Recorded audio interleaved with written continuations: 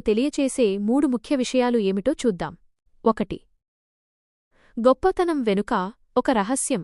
పేరు పొందిన శూరులు అనే ఈ వ్యక్తులు అప్పటి సమాజంలో గొప్ప శక్తి, బలం మరియు ప్రభావాన్ని కలిగి ఉన్నారు. వారి గురించి అనేక కథలు, పురాణాలు ఉండేవి. వారు కేవలం సాధారణ మనుషులు కాదు, వారి గొప్పతనం వెనుక ఏదో అసాధారణమైన అంశం ఉంది. బైబిలు వ్యాఖ్యానాల ప్రకారం ఈ శూరులు ఒకప్పుడు అధికారాన్ని, బలాన్ని మరియు లోక సంబంధమైన కీర్తిని కలిగి ఉన్నారు. వారు తమ శక్తిని దుర్వినియోగం చేసి లోకంలో అపారమైన హింసకు, అవినీతికి మరియు పతనావస్థకు కారణమయ్యారు. వారు కేవలం మనుషులు కాకుండా అసాధారణమైన ప్రభావం ఉన్న వ్యక్తులుగా ఉన్నారు.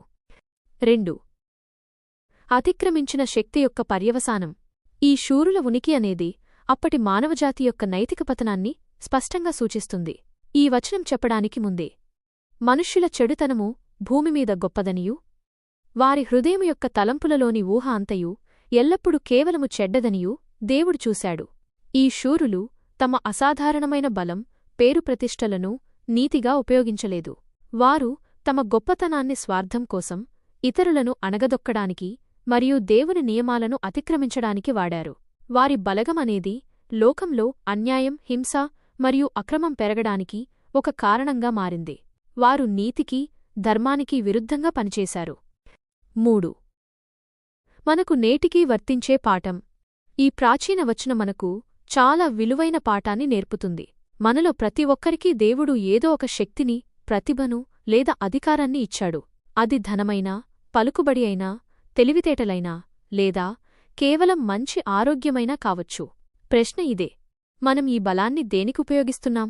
ఆ పూర్వకాలపు శూరులు తమ శక్తిని లోకసంబంధమైన పేరు ప్రతిష్టల కోసం, స్వలాభం కోసం ఉపయోగించి చివరికి నాశనాన్ని తెచ్చుకున్నారు. మనం ఈ శక్తిని ఇతరులకు సహాయం చేయడానికి, నీతిని స్థాపించడానికి మరియు దేవుని మహిమ కొరకు ఉపయోగించినప్పుడే మన జీవితం నిజమైన విలువను సంతరించుకుంటుంది. ముగింపు. ఆనాటి పేరు పొందిన శూరులు తమ గొప్పతనాన్ని కోల్పోయారు. మనం కూడా జాగ్రత్తగా ఉండాలి.